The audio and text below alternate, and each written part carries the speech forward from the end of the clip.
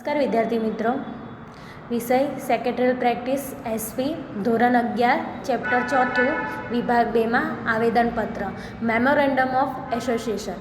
આપણે આવેદનપત્ર વિશે ગયા ચેપ્ટર 3માં કંપનીની નોંધની સ્થાપના વિધિમાં જોયું હતું કે આવેદનપત્ર શું છે અને કંપની માટે કેટલું મહત્ત્વનું છે. બરાબર. હવે તમે આ વિડીયોમાં આ જે પેજ તમને દેખાય છે એમાં જોઈ શકો છો. આપ તમારા બુકમાં 96 પેજ નંબર ખોલીને બેસજો, અથવા તમને વિડીયોમાં દેખાય જ છે તમારો પેજ કે આ પ્રકરણમાં તમે શું શીખશો.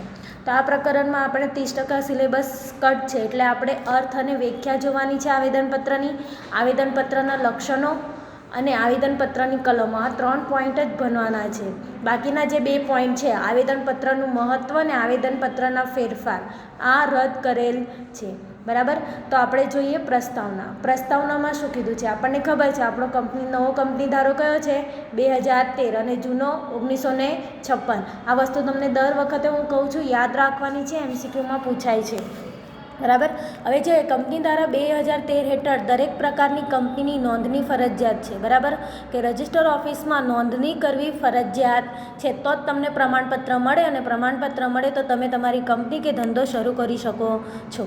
કંપનીએ નોંધણી કરાવતી વખતે આવેદનપત્ર અને નિયમનપત્ર રજૂ કરવા પડે છે અને નોંધાવવા પડે છે. આપણને ખબર છે જ્યારે પણ કોઈ વ્યક્તિ કંપની ઊભી કરે તો કંપનીની નોંધણી કરાવવી હોય તો આવેદનપત્ર જે કંપનીનું શું છે મૂળભૂત દસ્તાવેજ કે જેમાં કંપનીનું કાર્યક્ષેત્ર નક્કી કરવામાં આવે છે, અને નિયમનપત્ર જે કંપનીના નીતિ નિયમો ઘડવામાં મદદરૂપ બને છે એનો દસ્તાવેજ છે. તો આ બંને આવેદનપત્ર અને નિયમનપત્ર બંને રજૂ કરવો, આ મહત્ત્વના 2 દસ્તાવેજ છે. રજૂ કરવો અને નોંધાવવા પડે છે. આ આવેદનપત્ર કંપની માટે મૂળભૂત અગત્યનો દસ્તાવેજ છે. ટીક કરજો. મૂળભૂત અને અગત્યનો દસ્તાવેજ કયો છે? તમને MCQમાં પૂછાય છે કે કંપનીનો મૂળભૂત અને અગત્યનો દસ્તાવેજ કયો છે, તો શું આવશે? આવેદનપત્ર. બરાબર. આ એક પાયાનો એવો દસ્તાવેજ છે કે જેના દ્વારા કંપનીનું કાર્યક્ષેત્ર તેમજ ત્રાહિત પક્ષ સાથેના સંબંધ નક્કી થાય છે. જો તમને કીધું જ છે કે કેવો દસ્તાવેજ છે કે જેના આધારે શું થાય છે, કંપનીનું કાર્યક્ષેત્ર તેમજ કંપનીનું ત્રાહિત પક્ષ સાથેના સંબંધો કેવા છે તે નક્કી થાય છે. હવે આવેદનપત્ર કંપનીનું બંધારણ રજૂ કરે છે, જેમાં નામ, મૂડી, જવાબદારી, ઉદ્દેશો વગેરે જાણવામાં આવે છે. શું કીધું છે?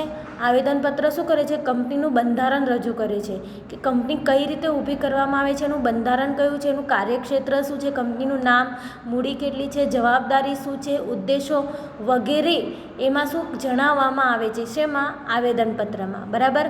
તમને પ્રસ્તાવના ખબર પડી ગઈ. પ્રસ્તાવનામાંથી 2 જ મુખ્ય ક્વેશ્ચન તમને આવડશે કે આવેદનપત્ર કંપનીનો મૂળભૂત અને પાયાનો દસ્તાવેજ છે, અને કંપનીની નોંધણી કરતી વખતે કંપનીનું આવેદનપત્ર અને નિયમનપત્ર આ બંને દસ્તાવેજો જરૂરી છે નોંધાવવા અને રજૂ કરવા.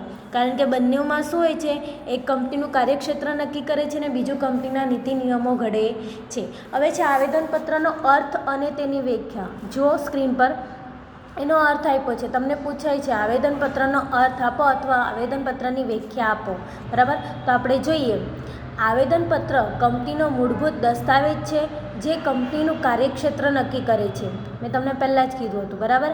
આવેદનપત્ર શું છે? કંપનીનું મૂળભૂત પાયાનો દસ્તાવેજ છે જે કંપનીનું શું કરે છે? કાર્યક્ષેત્ર નક્કી કરે છે. આવેદનપત્રનો ઉદ્દેશ શેરધારકો, લેણદારો અને કંપની સાથે સંબંધ ધરાવતા પક્ષકારોને કંપનીના ધ્યેયો અંગે માહિતી આપવાનો છે. જો આવેદનપત્રનો ઉદ્દેશ શું છે, તો અહીંયા ઉદ્દેશ પણ કીધું છે કે આવેદનપત્ર શું કરે છે, જે શેરધારકો છે, જે કંપનીના શેરધારકો છે, શેર ધારણ કરનારા અને લેણદારો, જે કંપનીને શું નાનાની મદદ કરી હોય એ લેણદારો, અને કંપની સાથે સંબંધ ધરાવતા પક્ષકારોને, કંપની સાથે જે પણ સંબંધ ધરાવતા પક્ષકારો હશે એને કંપનીના ધ્યેયો અંગે માહિતી આપવાનો છે. કંપનીના ધ્યેયો અંગે શું કરવાનું છે? માહિતી આપવાનો છે. કોને કોને? ઉદ્દેશ શું છે? જે શેર ધારણ કરનાર હશે એ શેરધારકોને, લેણદારોને અને કંપની સાથે જે પણ સંબંધ ધરાવતા પક્ષકારો હશે એ કંપનીના ધ્યેયો અંગે માહિતી આપવાનો છે.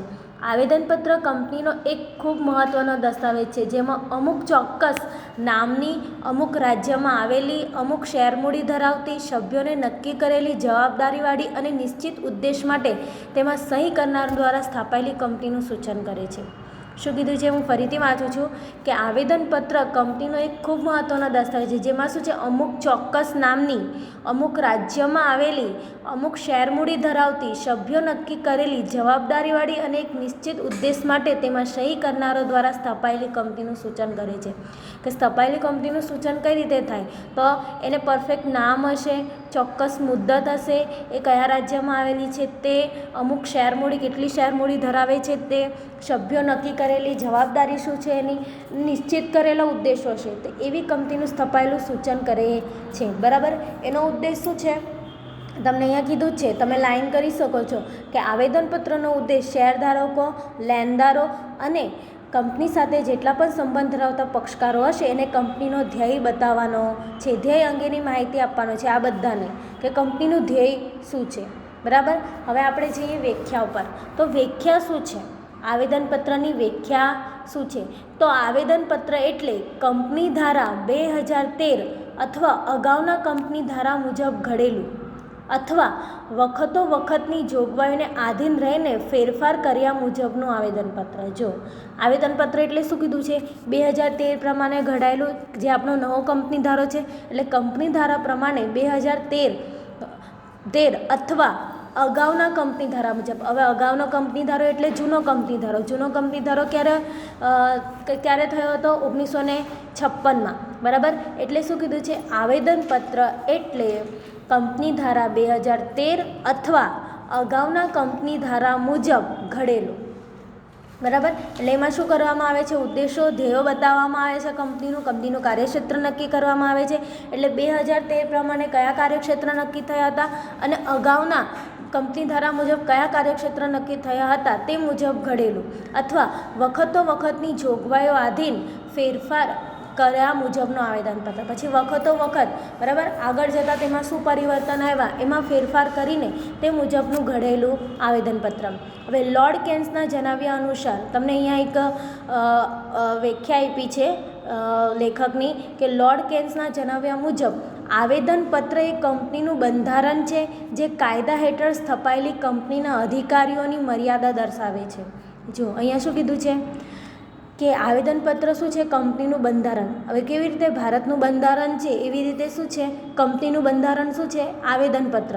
આવેદનપત્ર શું છે, કંપનીનું બંધારણ છે જે કાયદા હેઠળ સ્થપાયેલી કંપનીના અધિકારીઓની મર્યાદા દર્શાવે છે. કારણ કે કંપની શું છે, અધિકૃત છે, કાયદા હેઠળ ઘડાયેલી છે. એટલે કાયદા હેઠળ ઘડાયેલી અથવા સ્થપાયેલી કંપનીના અધિકારીઓની મર્યાદા દર્શાવે છે, કે અધિકારીઓની મર્યાદા શું છે, કંપનીનું કાર્યક્ષેત્ર શું છે, ધ્યેય શું છે, એ કાયદા હેઠળ એ દર્શાવે છે. એટલે લોર્ડ કેન્સ શું કહેવા માગે છે કે આવેદનપત્ર એ કંપનીનું બંધારણ છે અને જે કાયદા હેઠળ સ્થપાયેલી કંપનીના અધિકારીઓની મર્યાદા દર્શાવે છે. બરાબર.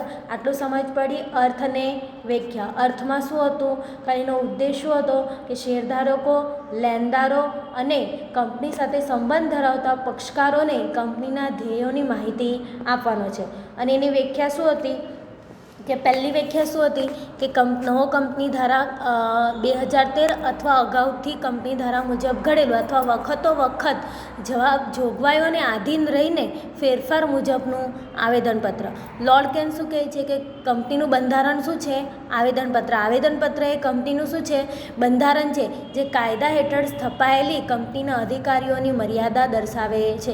કે અધિકારીઓની મર્યાદા શું છે, કયા અધિકારીએ કયું કાર્યક્ષેત્ર કાર્ય કરવાનું છે તે, તો અધિકારીઓની મર્યાદા દર્શાવે છે. બરાબર. તમને MCQમાં પૂછાય છે કંપનીનું બંધારણ કયું છે, તો કંપનીનું બંધારણ કોણ દર્શાવે છે, આવેદનપત્ર. એને ઇંગ્લિશમાં મેમોરેન્ડમ ઓફ એસોસિએશન પણ કહેવામાં આવે છે. બરાબર. યાદ રાખજો, મેમોરેન્ડમ ઓફ એસોસિએશન, આવેદનપત્ર. 4 વસ્તુ યાદ રાખવાની. આવેદનપત્ર એ પાયાનું અને મૂળભૂત દસ્તાવેજ છે જે કંપનીનું શું કરે છે, કાર્યક્ષેત્ર નક્કી કરે છે. બીજું, એના ઉદ્દેશો શું છે, શેરધારકો, લેણદારો અને બીજા જે કંપની સાથે સંબંધ ધરાવતા પક્ષકારોને કંપનીના ધ્યેયની માહિતી આપવાનું છે. એની પહેલી વ્યાખ્યા કે 2013 મુજબ કે અગાઉના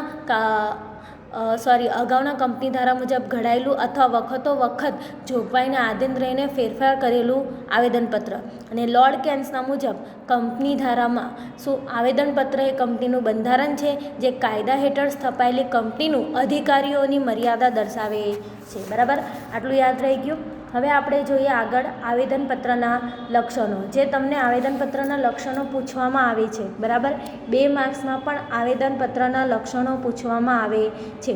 જો આવેદનપત્રના લક્ષણો જુઓ, શું કીધું છે? આવેદનપત્રના લક્ષણમાં આવેદનપત્રનો ઉદ્દેશ શેર હોલ્ડરો, લેણદારો અને જાહેર જનતાને કંપનીના ધ્યેયો વિશે જાણ કરવાનો છે. એ ઉપરની વ્યાખ્યા અને અર્થને આધારે જ આવેદનપત્રના લક્ષણો છે. આપણે જે વ્યાખ્યા અને અર્થ જોયો છે એના પરથી જ એના લક્ષણો કાઢવાના છે. બરાબર, અર્થ પ્રસ્તાવનામાં પણ જોયું, અર્થ પણ જોયો અને એની વ્યાખ્યા પણ જોઈ. તો આ ત્રણેય વસ્તુ મળીને આપણે એના લક્ષણો કાઢવાના છે. તો પહેલો લક્ષણ શું છે? આવેદનપત્ર એ કંપનીનો મૂળભૂત દસ્તાવેજ છે. આપણને ખબર જ છે. બરાબર, મૂળભૂત દસ્તાવેજ છે. કેમ? તો એ કાર્યક્ષેત્ર નક્કી કરે છે. પહેલું જ MCQમાં પણ પૂછાય છે. આવેદનપત્ર કંપનીનું શું છે? મૂળભૂત દસ્તાવેજ છે. બીજું લક્ષણ, આવેદનપત્ર કંપનીના ઉદ્દેશો જણાવે છે ઉદ્દેશો. બરાબર, ઉદ્દેશો શું જણાવે છે? શેરધારકો છે, લેણદારો છે. બરાબર, પછી જે કંપનીના બીજા જે જાહેર જનતા છે એ લોકોને શું કંપનીના ધ્યેય અંગેની માહિતી આપે છે, એ એનું ઉદ્દેશ છે. એટલે શું છે? કંપનીનું શું છે? ઉદ્દેશો જણાવે છે. તે બાહ્ય પક્ષકારોને ઉપયોગી છે. તે બાહ્ય પક્ષકારોને કઈ રીતે ઉપયોગી છે? આપણને વ્યાખ્યામાં જોઈ જ ગયા, અર્થમાં જોઈ ગયા કે બાહ્ય પક્ષકારોને શું કરે છે? ત્રાહિક જે પક્ષકારો સાથે શું છે? કાર્યક્ષેત્રને સંબંધો નક્કી કરવા માટે ઉપયોગી બને છે. કે એના લીધે આપણના ત્રાહિક પક્ષકારો સાથે કેવા સંબંધ છે એ નક્કી થાય છે. પછી ચોથું, આવેદનપત્ર કંપનીના અસ્તિત્વ વિશે અને તેના રજિસ્ટર ઓફિસ વિશે માહિતી આપે છે. કારણ કે આપણને ખબર છે કંપનીની નોંધણી વખતે રજિસ્ટર ઓફિસમાં નોંધણી કરવી પડે છે, ત્યારે આવેદનપત્ર જમા કરાવવું જરૂરી છે. તો એ શું કરે છે? કંપનીનું અસ્તિત્વ વિશે, એટલે કાયદા હેઠળ ઘડાયેલી છે કે નહીં એ કંપનીના અસ્તિત્વ વિશે અને રજિસ્ટર ઓફિસ વિશે એ માહિતી આપે છે. પછી આવેદનપત્રમાં ફેરફાર કરવા ખૂબ મુશ્કેલ છે. કેમ મુશ્કેલ છે? કારણ કે એ કંપની ધારા મુજબ ઘડાયેલું હોય છે. બરાબર, તો એને જોગવાઈને હેઠળ આપણે એમાં ફેરફાર કરવા પડે છે. એટલે ફેરફાર કરવું કેવું છે? મુશ્કેલ છે. પછી છઠ્ઠું, આવેદનપત્ર કંપનીનું બંધારણ દર્શાવે છે. બંધારણ દર્શાવે છે, આપણે લોર્ડ કેન્સે કીધું જ છે કે આવેદનપત્ર શું કરે છે? કંપનીનું બંધારણ છે, જે બંધારણ દર્શાવે છે કે જેમાં શું છે? કાયદા હેઠળ જે સ્થપાયેલી કંપની છે એમાં અધિકારીઓની મર્યાદા શું છે? કાર્યક્ષેત્ર શું છે? અને ધ્યેયો કયા છે એ બંધારણમાં જણાવેલા હોય છે. બરાબર, આ 6 લક્ષણો છે તમારા. શું કીધું છે? આવેદનપત્ર. બરાબર, પહેલું કંપનીનું પાયાનું મૂળભૂત દસ્તાવેજ છે. કંપનીના ઉદ્દેશો જણાવે છે. પછી કંપનીનું અસ્તિત્વ વિશે અને રજિસ્ટર ઓફિસ વિશે માહિતી આપે છે. તે બાહ્ય પક્ષકારોને ઉપયોગી છે. પાંચમું, તેમાં ફેરફાર કરવાનું મુશ્કેલ છે. અને આવેદનપત્ર એ કંપનીનું બંધારણ દર્શાવે છે. બરાબર, આટલામાં સમજ પડી? નહીં સમજ પડી હોય તો તમે વોટ્સઅપ મેસેજ મને કરીને પૂછી શકો. હવે વિદ્યાર્થી મિત્રો, તમે પેજ નંબર 97 પર જુઓ. શું કીધું છે? 97 પર કીધું છે કે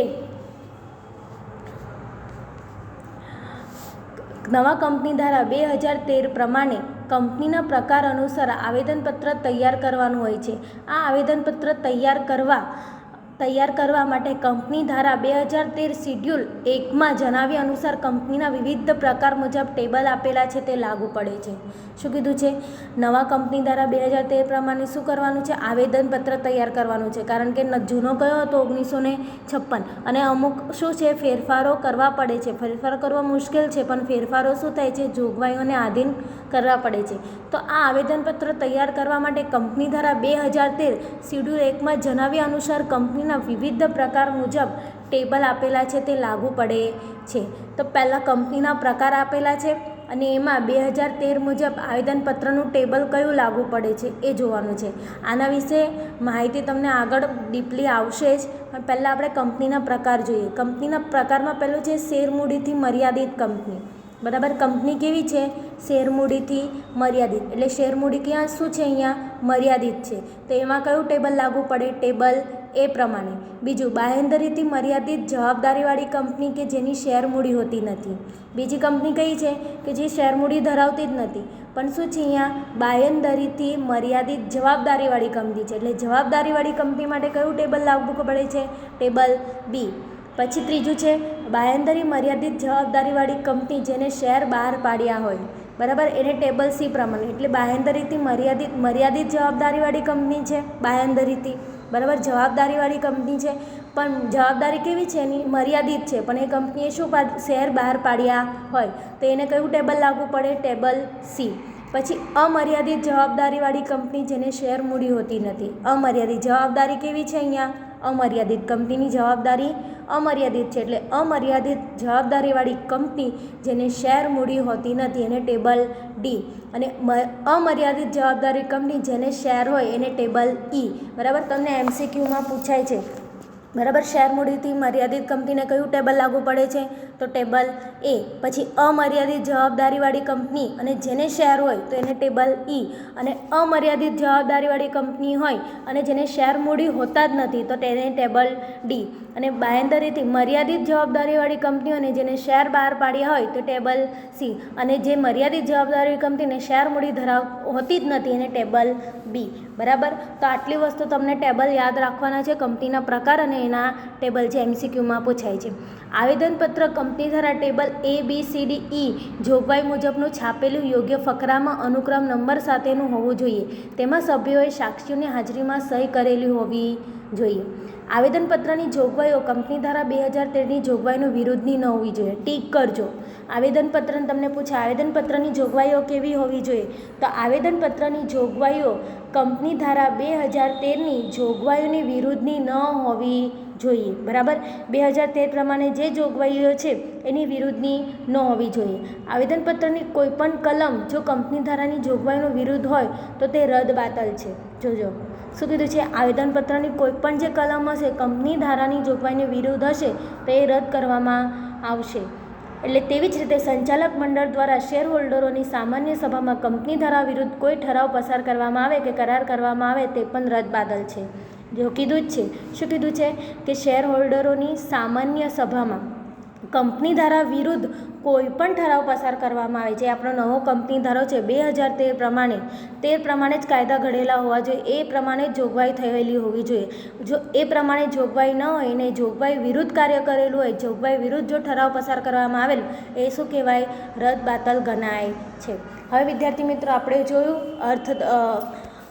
ચોપડીમાં આવેદનપત્રમાં જોયું કે એનો અર્થ, વ્યાખ્યા અને એના લક્ષણો, બરાબર, અને કંપનીના પ્રકારો ટેબલ પ્રમાણે. હવે જો તમને નહીં સમજાય તો તમે મને શું કરી શકો? નહીં સમજાય તો વોટ્સઅપ મેસેજ કરજો, જેથી હું તમારી ક્વેરી હશે એ શું કરીશ? સોલ્વ કરીશ. બરાબર, નહીં સમજાય તો કહેજો. અસ્તુ, આભાર.